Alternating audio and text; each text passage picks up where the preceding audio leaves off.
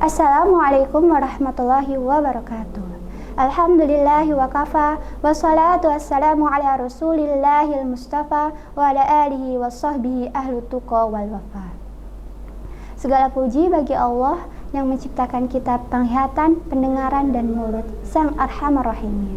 Dan salawat serta salam semoga tercurahkan kepada baginda Rasulullah SAW, manusia pilihan Allah yang kita cintai. Subhanaka la ilma lana illa ma 'allamtana innaka antal alimul hakim. Rabbi israh li sadri wa yassir li amri wahlul 'uqdatam min lisani yafqahu qawli. Rabbi zidni ilma. Alhamdulillah, kita masih bisa melihat. Kita tahu ini adalah sebuah pena. Untuk apa pena diciptakan? Pena diciptakan agar kita bisa menulis di atas kertas. Alhamdulillah, kita mempunyai rumah. Kita bernaung di dalam rumah. Untuk apa rumah dibangun? Ya, kita sudah mengetahui. Rumah dibangun untuk melindungi kita dari panasnya matahari, dari dinginnya hujan, dan dari dinginnya angin malam.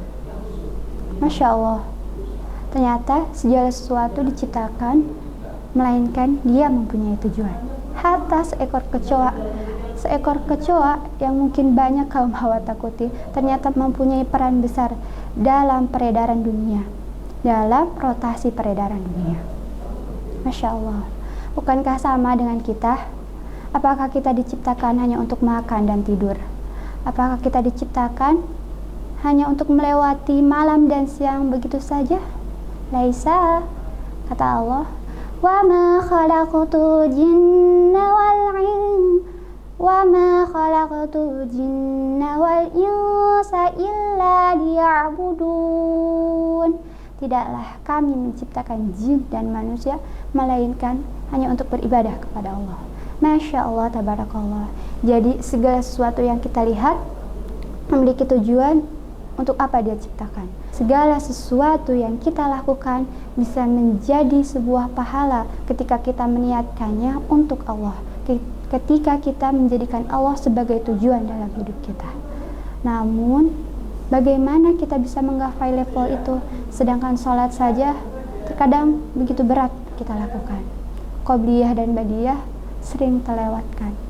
Mungkin ruku kita belum sempurna, sujud kita juga belum sempurna, atau bahkan gerakan dan bacaan kita belum 100% mirip yang diajarkan oleh Rasulullah SAW. Dan bahkan yang lebih mengerikannya lagi, tidak sedikit dari kaum muslim yang mengaku dia beragama Islam, namun meninggalkan salat adalah hal yang biasa dia lakukan. Na'udzubillahi min dzalik.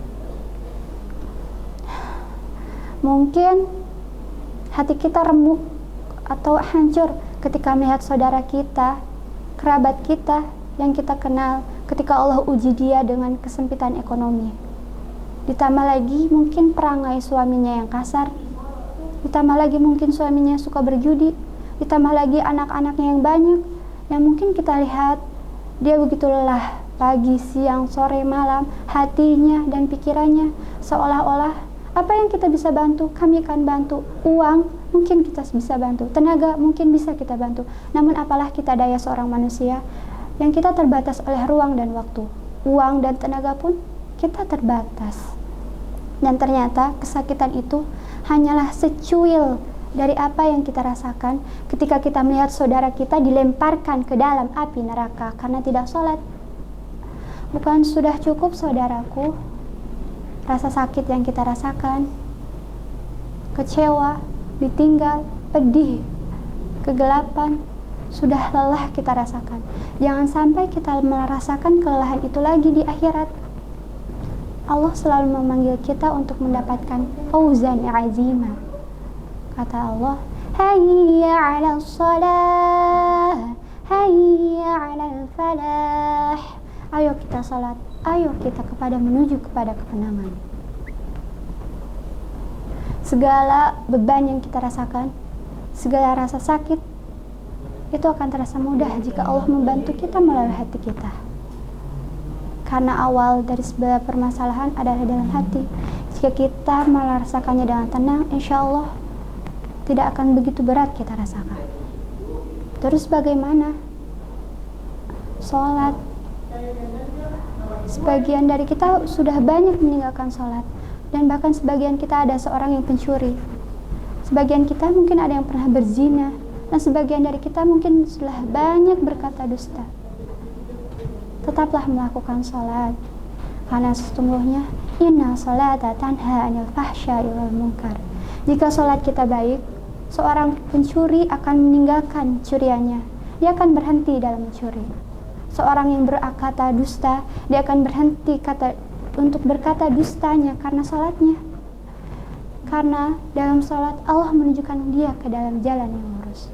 Bukankah kita selalu merengek, ihdinas siratal mustaqim, berikanlah kita jalan yang lurus. Ketika dalam sholat kita merengek jalan yang lurus, insya Allah Allah akan selalu memberikan jalan yang lurus. Sesungguhnya tidak ada daya dan upaya kita untuk melakukan segala sesuatu kecuali apa yang diizinkan oleh Allah.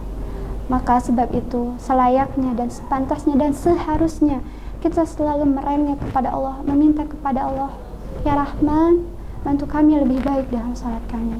Bantu kami agar bisa khusyuk dalam salat kami.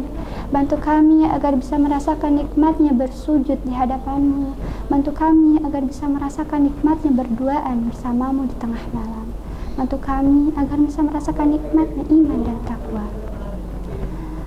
Terkadang kita mungkin sombong, padahal tidak ada yang kita ketahui kecuali apa yang Allah berikan.